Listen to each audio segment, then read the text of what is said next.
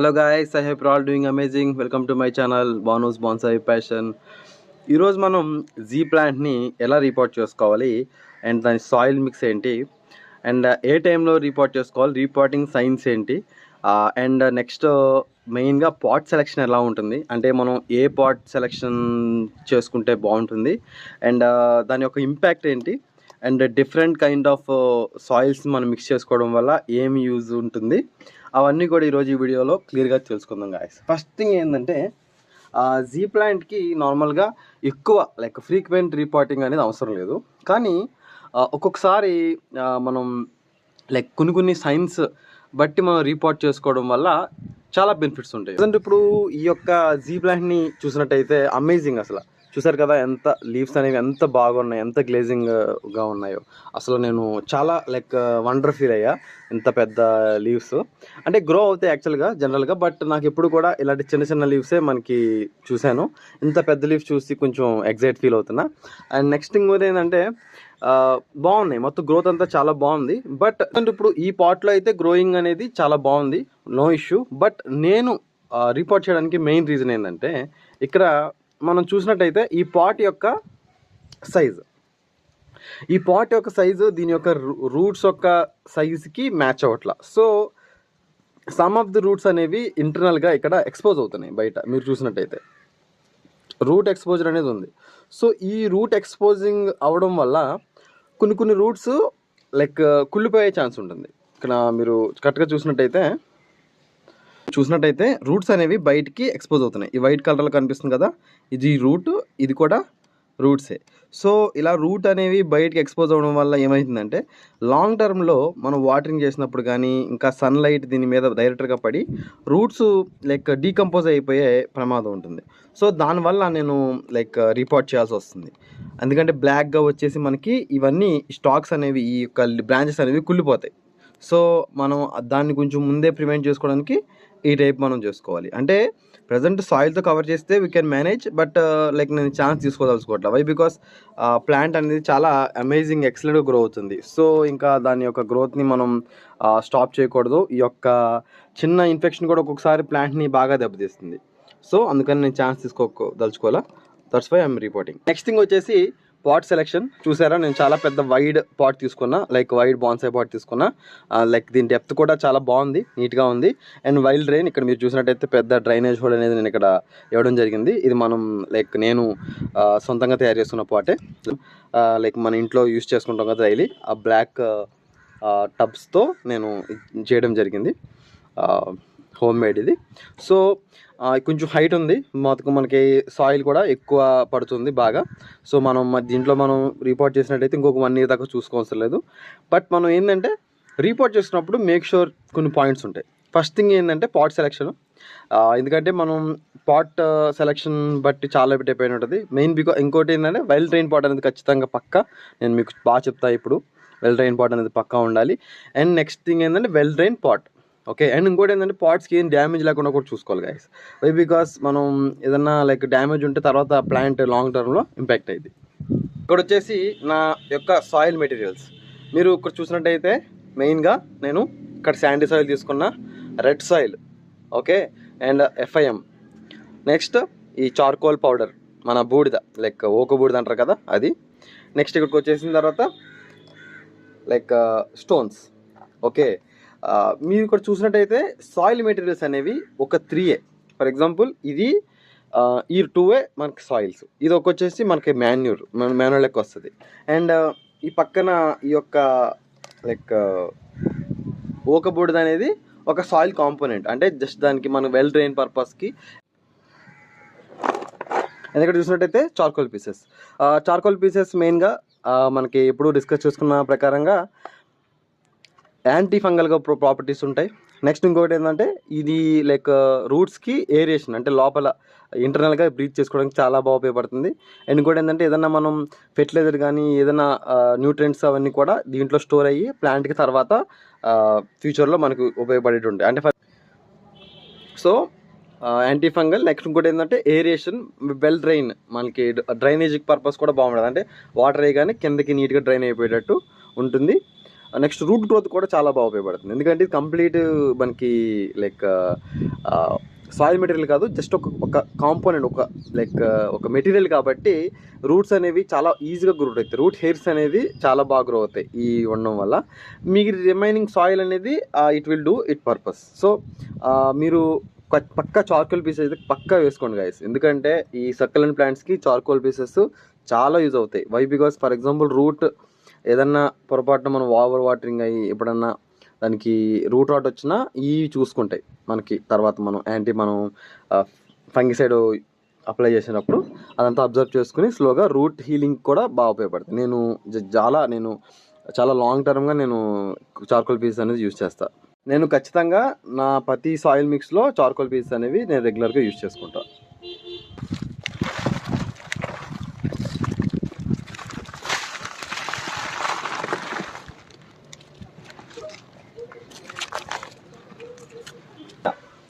స్లోగా మనం ప్లాంట్ని దీన్ని తీసుకోవాలి. అంటే చాలా స్లోగా తీయాలి. వై? బికాస్ రూట్ డ్యామేజ్ ఏమి రాకుండా చూసుకోవాలి.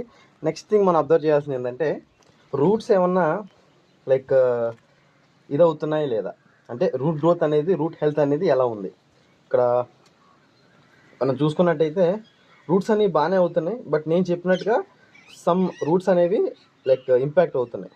ఓకే, ఇక్కడ మీరు చూసినట్టయితే రూట్స్ అనేవి కొంచెం బయట ఎక్స్పోజ్ అయిన రూట్స్ అనేవి కుళ్ళిపోతున్నాయి, డీకంపోజ్ అవుతున్నాయి. సో ఇది మంచి సైన్ కాదు.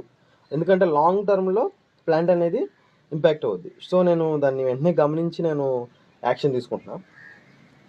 ఇక్కడైతే మీరు చూసినట్టయితే రూట్స్ అనేవి కొంచెం డీకంపోజ్ అవుతున్నాయి. ఇక్కడ మీరు చూసినట్టయితే ఇది హెల్దీ రూటు, ఇది డీకంపోజ్ అయిన రూటు ఇక్కడ. సో కొత్తగా మళ్ళీ రూట్ డెవలప్మెంట్ అనేది జరుగుతుంది, బట్ అయినా సరే ఇది లాంగ్ టర్మ్లో మనం ఎంకరేజ్ చేయకూడదు. వై? బికాజ్ లాంగ్ టర్మ్లో అయితే ప్లాంట్ గ్రోత్ అనేది ఇంపాక్ట్ అవుతుంది. ఇక్కడ చూసినట్టయితే హెల్దీ రూట్స్ కూడా చాలా బాగున్నాయి. ప్లాంట్స్ రూట్ బాల్ అనేది చాలా నీట్గా తయారైంది. But you need to check. ఇక్కడ మీరు చూసినట్టయితే ఇవన్నీ ట్యూబర్స్ అనేవి ఉన్నాయి. రూట్ హెల్త్ అనేది బాగుంది.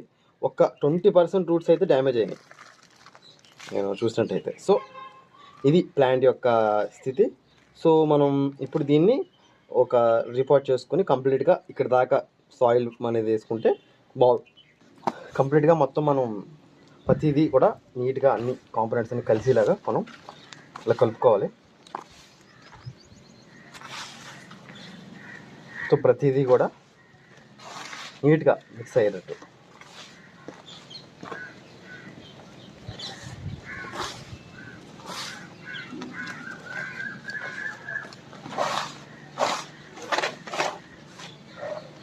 చేసుకున్న తర్వాత ఇప్పుడు దీంట్లో మనం శాండ్ చేసుకుంటే అన్నింటిలో యూనిఫామ్గా మనకి శాండ్ అనేది కలుస్తుంది.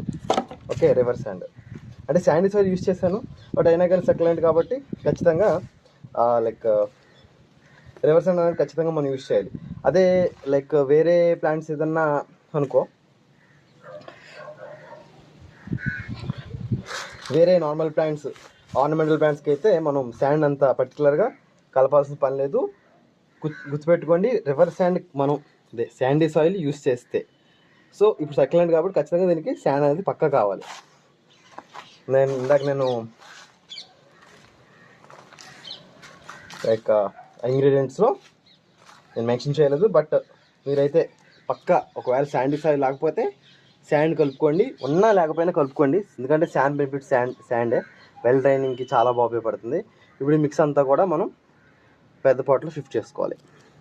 హోల్ దగ్గర మెష్ అంటే సాయిల్ బయటికి వెళ్ళకుండా మెస్ పైన పెట్టుకుని రీపాటింగ్ స్టెప్ బై స్టెప్ ఎందుకు చూపిస్తానంటే చాలామంది కొంచెం కన్ఫ్యూజ్ అవుతూ ఉంటారు రీపాటింగ్ ప్రాసెస్లో. సో దట్స్ వై నేను ప్రతి స్టెప్ని నేను మీకు డీటెయిల్గా ఎక్స్ప్లెయిన్ చేయడం అనేది జరుగుతుంది. ఇక్కడ సమ్ వేసి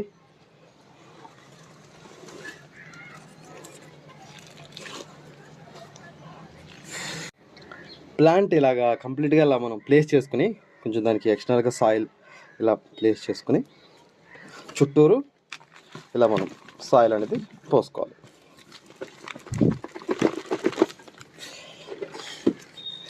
ఇట్లా డిస్ట్రిబ్యూట్ చేసుకోవాలి. స్టోన్స్ ఇవన్నీ కూడా ప్లాంట్ పర్ఫెక్ట్గా దీంట్లో ఫిట్ అయింది. సో హైట్ అంతా కూడా సరిపోయింది. సో మళ్ళీ మనం ఒక 1 year దాకా కూడా ఈ ప్లాంట్ని మళ్ళీ మనం చూసుకోవసరం లేదు. మొత్తం కంప్లీట్గా అది ఇక సెట్ అయిపోయినట్టే.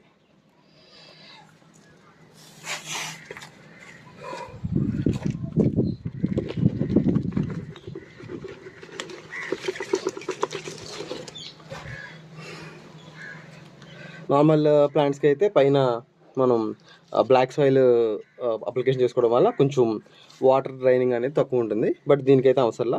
బట్ ఈ స్టోన్స్ అయితే పెట్టుకోవాలి ఖచ్చితంగా. వై బికాస్ వాటర్ మనం ఎవరైనా వాటర్ చేసినప్పుడు స్పిల్ అవ్వకుండా ఉంటుంది.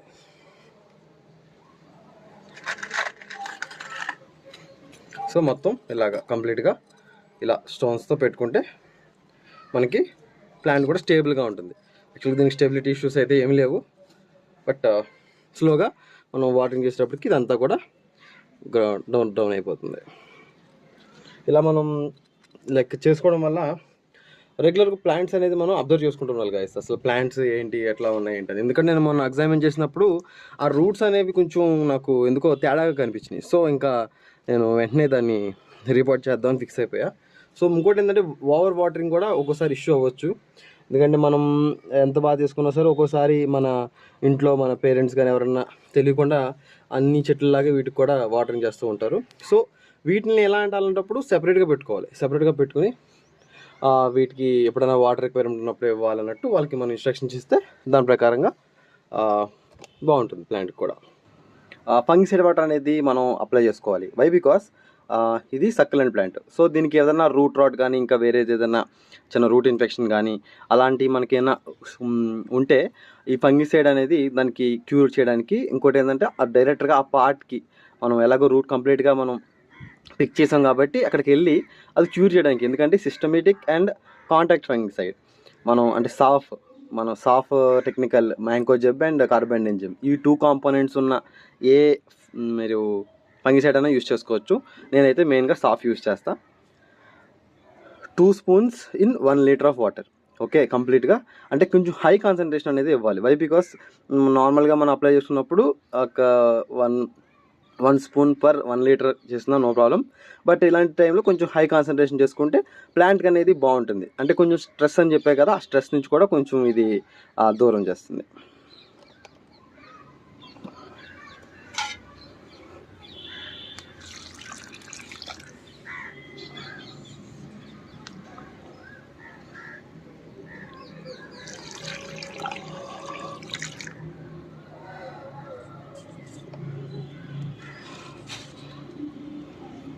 ఒక 1 week 10 days అలాగా 10 days పాటు ఇలాగే ఒక షేడ్లో పెట్టుకుని తర్వాత మనం దాన్ని డైరెక్ట్గా మనం సన్లోకి షిఫ్ట్ చేసుకోవచ్చు.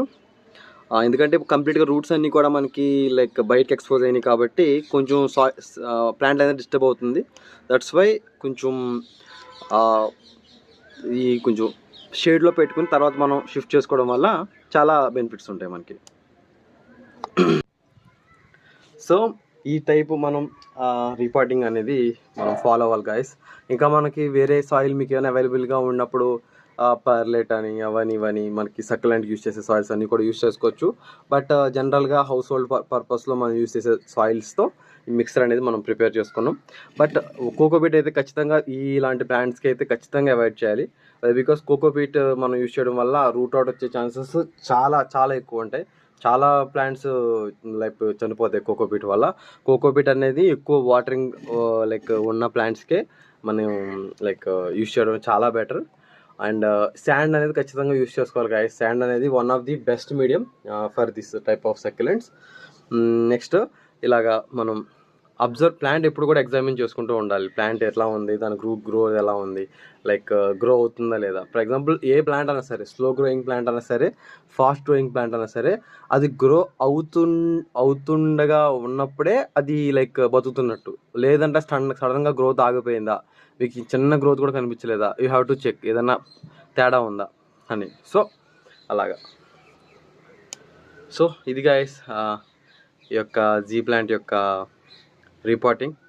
మీకు ఇంకా జీ ప్లాంట్ సంబంధించిన డౌట్స్ ఉంటే మన కామెంట్ సెక్షన్లో కామెంట్ చేయండి. మనం దాని గురించి వేరే వీడియోలో డిస్కస్ చేసుకుందాం. Until then, keep growing. See you in my next video. Thanks for watching.